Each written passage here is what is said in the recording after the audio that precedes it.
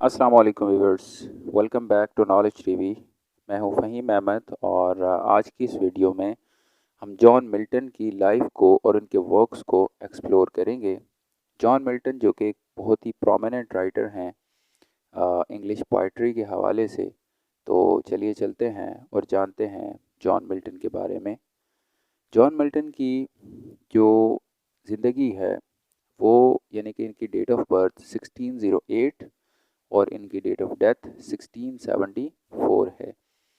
John Milton के हवाले से जब बात की जाती है तो इन्हें ग्रेटेस्ट पोएट कहा जाता है प्यूरिटन एज का। इसके अलावा ये इनके बारे में ये कहा जाता है कि ये यानी एक टॉवरिंग पर्सनालिटी के तौर पे सामने आए, अपने कॉन्टेम्प्रेरीज़ में सबसे ज़्यादा बुलंद मुकाम हासिल किया और इनको सिर्फ प्यूरिटनिज्म की वजह से जाना नहीं जाता बल्कि इनके अंदर इतनी यानी कि इनकी स्ट्रॉन्ग पर्सनैलिटी थी कि इनको किसी एज के साथ रिप्रेजेंट होने की ज़रूरत नहीं है, बल्कि जॉन मिल्टन का नाम आते ही इनको रिकग्नाइज कर लिया जाता है इंग्लिश लिटरेचर में। इनको ट्रिब्यूट पेश करते हुए विलियम वर्ड्सवर्थ इनके बारे में लिखते हैं कि thy soul was like a star and dwelt apart. तो इनकी तारीफ में लिखते हैं जी कि उनकी जो रूह थी वो एक सितारे की मानंद थी जो कि हमेशा चमकता दमकता रहा और चमकता दमकता रहेगा। मिल्टन ने हालांकि स्पेंसर की भी तारीफ़ की, शेक्सपियर की भी तारीफ़ की, बेन जॉनसन की भी तारीफ़ की एक शायर होने के नाते, लेकिन वो उन सबसे मुख्तलिफ था। हम इनकी शायरी में यानी कि बहुत ज़्यादा शायरी का होना, वाफिर मकदार में होना जैसे स्पेंसर की है, इस तरह से इनकी पोइट्री तो नहीं है। ये शेक्सपियर की तरह या शेक्सपियर के बरक्स मिल्टन जो हैं वो बहुत ज़्यादा ईगोइस्टिक हैं। ठीक है, खुद परस्ती और ज़्यादातर मुख्तलिफ अपनी शायरी में अपने आप को एक किरदार बनाकर बयान करते हैं। अपनी यानी कि शेरों में इनकी एक हारमनी नज़र आती है, एक म्यूज़िक नज़र आता है, एक म्यूज़िकल एक यानी कि रिदम्स नज़र आती हैं और इनके वर्क्स में कहीं पे भी बेन जॉनसन जैसी हार्शनेस भी नज़र नहीं आती। इनकी जितनी भी जो पोइट्री है मिल्टन ने अपने बारे में गाया और अपने इनकी जो एक आज़ाद किस्म की रूह थी उसके बारे में इन्होंने यानी कि अपने जो नज़रियात थे वो पेश किए। और बहुत ज़्यादा ये एक रिलीजियस आदमी थे और इसके साथ साथ इनके अंदर आर्टिस्टिक मेरिट भी बहुत ज़्यादा हाई डिग्री का मौजूद था। इन्होंने अ, अपने जो स्पिरिट था, स्पिरिट ऑफ रेनेसा के साथ भी अपने आप को कंबाइन किया और रिफॉर्मेशन के साथ भी। और इसके अलावा कोई भी इंग्लिश शायर ऐसा नहीं जो कि इतना ज़्यादा रिलीजियस हो और इतना ज़्यादा बड़ा आर्टिस्ट हो। मिल्टन एक बहुत ही अजीम स्कॉलर भी थे क्लासिक्स के। ठीक है, क्लासिकल वर्क्स जो कदीम वर्क्स लिखे गए और इसके साथ साथ जो हैब्रियो लिटरेचर लिखा गया या यहूदी लिटरेचर जो लिखा गया, ये रेनेसा को यानी कि इनको एक चाइल्ड ऑफ रेनेसा भी कहा जाता है। यानी इनका ताल्लुक रेनेसा के जो लास्ट बड़े पार्ट्स हैं उनमें भी होता है और एक बहुत बड़ी ह्यूमनिस्ट के तौर पे भी इनको जाना जाता है। एक आर्टिस्ट होने के नाते इनको एक आखिरी एलिज़ाबेथन जो है वो कहा जा सकता है। अपनी नौजवानी की उम्र से ही इन्होंने पोइट्री को बड़ा सीरियसली लिया, सीरियस बिजनेस ऑफ लाइफ के तौर पे। और इसके अलावा इन्होंने अपना ज़हन इस तरह से बनाया कि इन्होंने अपने आप को शायरी के लिए ही वक्फ कर दिया और फिर वक्त गुजरने के साथ साथ इन्होंने पोइम्स लिखी यानी कि जो दुनिया में कभी भी ख़त्म नहीं होंगी या इनकी पोइम्स का जो असर है वो दुनिया में ख़त्म नहीं होगा।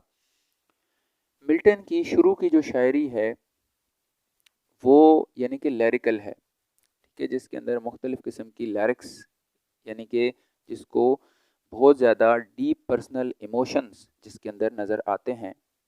इनकी जो इम्पोर्टेंट पोएम्स हैं जो इनके अर्ली पीरियड से हैं उनमें the hymn on the nativity 1629, L Allegro, Il Penseroso 1632 और Lycidas 1637 and Comus 1934. The hymn written when Milton was only 21। ठीक है, वो जब मिल्टन 21 साल के थे तो उसमें ये ज़ाहिर किया जाता है, इनकी लिरिकल जीनियस को ज़ाहिर करती है, जो कि बहुत ज़्यादा डेवलप उस टाइम पे हो चुकी थी। इसके अलावा जो इनकी एल एलेग्रो एंड सेकेंड पेंसरोसो, ये जो इनकी पोइट्रीज़ हैं, इनके अंदर बहुत ज़्यादा प्लीजिंग डिस्क्रिप्शन है। ठीक है, रूरल सीन्स हैं इनके अंदर, रिक्रिएशन है बहुत ज़्यादा। ठीक है, स्प्रिंग एंड ऑटम के यानी कि मौसम की। और इसके अलावा जो इनकी एल एलेग्रो है, represent the poet in a gay and merry mood, यानी बहुत ज़्यादा खुशी का इजहार इसमें कर रहे हैं, बहुत ज़्यादा खुश मूड में हैं शायर, और अपनी खुशियों को जो है वो अपनी शायरी में प्रेजेंट कर रहे हैं। और इसके अलावा इनके अंदर जो रस्टिक लाइफ है उसकी कुछ आइडियलाइज पिक्चर्स जो हैं वो मिलती हैं। लैसिडस, इनकी एक पोएम जो है उसको आप पेस्ट्रल एलिजी कह सकते हैं, यानी एक चरवाहे का एक मरसिया कह सकते हैं। इसके अलावा ये जो इनकी एक बड़ी, इसको ग्रेटेस्ट वर्क भी कहा जा सकता है इंग्लिश लिटरेचर में, और इसको इन्होंने तब लिखा था to the mourn the death of Milton's friend. जब मिल्टन के एक दोस्त एडवर्ड किंग, जब उनकी डेथ हुई थी तो तब इन्होंने ये पोइट्री लिखी। इसमें कुछ सीरियस क्रिटिसिज्म है उस वक्त की कंटेम्प्रेरी रिलीजियस एंड पॉलिटिक्स के ऊपर, उस दौर की जो मज़हब की रवायात और जो सियासत थी। कॉमस, इनकी जो पोइट्री है उसमें marks the development of the Milton's mind from merely pastoral and idealistic to the more serious and positive tendency। ठीक है, यहाँ पे वो मिल्टन यानी कि अपने जो एक सिर्फ पेस्ट्रल और आइडियलिक जो एक उनका नज़रिया था उससे बाहर आके अब वो सीरियसनेस और पर्पसिव टेंडेंसी की तरफ जो है वो राग़िब हुए। उनकी जो यानी कि अब टैनिक एलिमेंट्स जो थे एंटेगोनिस्टिक, ठीक है, जो दुश्मनी पर मबनी जो नज़रियात थे, वो काफ़ी ज़्यादा लूजनेस के साथ उनको मज़हब के साथ और सियासत के साथ जोड़ा गया, और ये बड़े प्रोमिनेंट थीम्स बने इनकी शायरी का। लेकिन इसके साथ साथ ये बहुत ज़्यादा सीरियस हैं, और इसके अलावा इनके अंदर लिरिकल टोन्स भी मौजूद है। इसके साथ साथ इनकी जो ये नज़में हैं, इन्होंने कुछ सोनेट्स भी लिखी हैं, और उनमें सोनेट्स का एक मजमूआ जो कि when the assault was intended to the city, ये भी एक इनकी बड़ी मशहूर अर्ली पीरियड की शायरी है सोनेट्स की शक्ल में, जिसमें बहुत ज़्यादा डीपली फेल्ट इमोशंस का इजहार इन्होंने किया। ये जो सोनेट्स हैं ये बहुत ज़्यादा यानी कि इनको नोबलेस्ट इन इंग्लिश लिटरेचर माना जाता है, और इसके अलावा ये लिरिक टोन के दरमियान जो यानी कि गल्फ है उसको ब्रिज करती हैं मिल्टन की जो अर्ली शायरी है उसके साथ। इसके अलावा ये बहुत ज़्यादा डीपली एक मॉरल और डायरेक्टिक टोन ऑफ यानी जो है ना इनकी शायरी में, बाद की शायरी में वो नज़र आती है। बाद में कुछ मिल्टन की ज़िंदगी में जब 1642 का टाइम आया तो एक सिविल वार वहाँ पर होने लगी, तो मिल्टन ने यानी बहुत ज़्यादा दिलो जान से उस स्ट्रगल में किंग जो चार्ल्स वन थे उनके अगेंस्ट इन्होंने काम किया। तो इन्होंने अपनी ज़िंदगी के बेहतरीन साल जो है वो इस चीज़ में लगाए, जबकि इनकी उस टाइम पे पॉलिटिकल पावर्स जो थी वो भी बड़ी पीक पे थी। तो इन्होंने इस नेशनल मूवमेंट में भी काफ़ी हिस्सा लिया, और लेकिन ये एक सोल्जर के तौर पे अनफिट थे, ये एक लड़ने के काबिल नहीं थे। तो इन्होंने अपने आप को लैटिन सेक्रेटरी बनाया क्रॉमवेल में, और उसी के साथ अपना जो है वो काम जारी रखा 1649 तक। जब चार्ल्स वन को यानी कि डिफीट हो गई और कॉमनवेल्थ जो है उसका ऐलान कर दिया गया क्रॉमवेल के अंडर, तो फिर क्या हुआ कि जो इनका सब्जेक्ट मैटर है पैराडाइज लॉस्ट में, उसमें यानी कि जो उसमें क्या है जी, casting out of from heaven of the fallen angels. ठीक है, हेवन से जो फॉलन एंजल्स हैं उनको निकाल दिया गया। उन्होंने फिर बदले की प्लानिंग की, और यानी कि हेल में, और सैटन ने फिर फाइट की, और फिर man's temptation and fall from grace, फिर इंसान जो है वो यानी अपनी तनज़ली की तरफ आया, और फिर वो अपनी अज़मतों से दूर हो गया, या अपनी अज़मतों से यानी उससे अज़मत उसकी खो गई, और फिर उसके जो साथ जो प्रॉमिस किया गया रिडेम्पशन का, तो इस चीज़ के हवाले से है, जो कि पैराडाइज लॉस्ट इनका सबसे ग्रेटेस्ट वर्क है, 10 वॉल्यूम्स पे मुश्तमिल है और जिसकी वजह से सबसे ज़्यादा जॉन मिल्टन को जाना जाता है। इसके अलावा इसका जो एक बहुत ही वास्ट बैकग्राउंड है, मिल्टन इसमें अपनी फ़िलॉसफ़ी को जो है वो बहुत ज़्यादा उसको बयान करते हैं, ह्यूमन एग्जिस्टेंस में उसको इस्तेमाल करते हैं और जस्टिफाई करने की कोशिश करते हैं कि the ways of God to man, यानी खुदा किस किस तरीके से इंसान को डील करता है। तो इस हवाले से इनकी इस वर्क के अंदर बहुत ज़्यादा रिचनेस, बहुत ज़्यादा प्रोफ्यूजन है इमेजरी की, और इनकी अजीब अजीब स्ट्रेंज लैंड्स की डिस्क्रिप्शंस हैं, सीज़ की हैं, और इसके अलावा यानी कि स्ट्रेंज जियोग्राफिकल जो प्लेसेस हैं वो भी प्रेजेंट किए गए हैं, उनके नेम्स हैं। तो पैराडाइज लॉस्ट जो है, इसे आप ये कह सकते हैं कि ये सबसे ग्रेट और द ग्रेटेस्ट पोएम आप कह सकते हैं जी, एलिजाबेथन पोएम है, या एलिजाबेथन एज की सबसे ग्रेटेस्ट पोएम आप कह सकते हैं।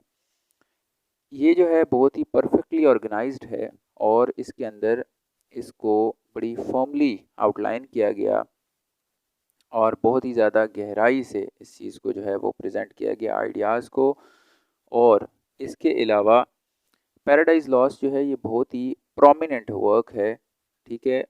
उसमें जो मोस्ट प्रोमिनेंट कैरेक्टर है वो है जी फिगर ऑफ सैटन, शैतान का जो किरदार है, जो कि बहुत सारी क्वालिटीज़ रखता है मिल्टन हिमसेल्फ, यानी जो मिल्टन की अपनी क्वालिटीज़ हैं तो उन्हीं को ही उसने उस कैरेक्टर के अंदर प्रेजेंट किया। तो इसके अलावा उसको एक हीरो का खिताब दिया गया या हीरोइज़म के अंदाज में उसे पेश किया गया चार्ल्स वन के ख़िलाफ़, ठीक है। जैसा कि उनकी जो पैराडाइज लॉस्ट की कुछ वर्सेस हैं कि what though the field be lost, all is not lost, the unconquerable will and study of revenge, immortal hate and courage, never to submit or yield, and what is else, not to be overcome। ये जो किताब है इसको blank verse में लिखा गया Elizabethan dramatist की तरफ से, लेकिन इसको यानी कि काफ़ी ज़्यादा हार्डन एलिमेंट्स हैं, काफ़ी मजबूत है और तमाम जो एपिक पोएम की जो क्वालिटीज़ हैं उनको यानी कि पूरा करती है। इसके अलावा इनकी फिर इसके बाद पैराडाइज लॉस्ट के बाद पैराडाइज रीगेंड इन्होंने लिखी, जिसमें कि दोबारा से इंसान को किस तरीके से अपने डिग्निटीज़ की तरफ जो है वो गया, जो कि डील करती है मेनली इनके इस वर्क में बहुत ज़्यादा यानी कि उस लेवल की यानी कि जो तरतीब है या उस लेवल या उस अंदाज से जिस अंदाज से पैराडाइज लॉस्ट को लिखा गया उस तरह का यानी कि प्रेजेंट इस चीज़ को नहीं किया गया, ठीक है। बल्कि ये क्या है कि ये एक किस्म की डिस्कशन है और एक्शन इसमें बिल्कुल कम है, और इसके अलावा ये इतनी ज़्यादा सबलाइम नहीं है जैसा कि पैराडाइज लॉस्ट है। इसमें क्वाइटर एटमॉस्फेयर है, लेकिन इसमें जो है वो पोइटिक पावर्स जो हैं वो भी मिल्टन की डेक्लाइन करती हुई नज़र नहीं आती। अब जो मूड है पोइट का वो भी काफ़ी डिफरेंट नज़र आता है, और इसमें फिगर ऑफ क्राइस्ट और इसके अलावा प्योरिटैनिक, ऑस्टियर एंड स्टोइक क्वालिटीज़ जो है वो नज़र आती हैं रादर दैन द टेंडरनेस के which is generally associated with him. इसके अलावा जी इनके सैमसन एगोनिस्टिस मिल्टन इसमें यानी कि जो डील कर रहे हैं जिस टॉपिक को, वो क्या है जी, एक एंशियंट हैब्रियू है, एक यहूदी है कदीम, लेजेंड ऑफ सामसन। सामसन एक जगह है, वहाँ का लेजेंड है, वहाँ का चैम्पियन है इसराइल का, लेकिन अब वो अंधा हो गया है और लोग उससे नफ़रत करते हैं और एक ग़ुलाम के तौर पर फ़लस्तीन में काम कर रहा है। तो ये भी एक किस्म की ट्रेजेडी है और इसे भी ग्रीक मॉडल के ऊपर जो है वो लिखा गया। और यानी कि इसमें जो tremendous personality of Milton himself, इसमें भी उसने अपने ही आप को एक पर्सनैलिटी के तौर पे इस हीरो की शक्ल में प्रेजेंट किया है। इसमें यानी कि क्या, एक ब्लाइंड जाइंट सामसन जो है वो एनिमीज़ ने उसे सराउंड किया हुआ है, तो अनफॉर्चुनेट एक्सपीरियंसेस जो हैं उनको वो कर रहे हैं, जैसे कि रेन ऑफ चार्ल्स टू में यानी कि इस तरह से थे। तो इसकी एक लाइन है जी, eyeless in Gaza at the mill with slaves, ठीक है। तो ये उसकी एक यानी कि इस स्टोरी को बयान करती हुई एक नज़म है सामसन एगोनिस्टिस की। अच्छा जी, इसके अलावा बहुत ही शानदार किस्म की लिरिक्स जो हैं वो इस ट्रेजेडी के अंदर मौजूद हैं, इसके हीरोइक फेथ को प्रेजेंट करती हैं, ठीक है, और बहुत ज़्यादा जो सफरिंग्स हैं प्यूरिटन्स की उस चीज़ को रिप्रेजेंट करती हैं। और इसके अलावा summit of technical excellence achieved by Milton, और उसकी मिल्टन की जो टेक्निकल एक्सीलेंस है वो अपनी पीक पे नज़र आती है। होप सो कि आपको इस वीडियो के अंदर जॉन मिल्टन के बारे में अंडरस्टैंडिंग हुई होगी, और कमेंट सेक्शन में ज़रूर आगाह कीजिएगा कि ये वीडियो आपके लिए कितनी हेल्पफुल रही है। मिलते हैं नेक्स्ट वीडियो में, तब तक के लिए फ़हीम अहमद की तरफ से अल्लाह हाफिज़।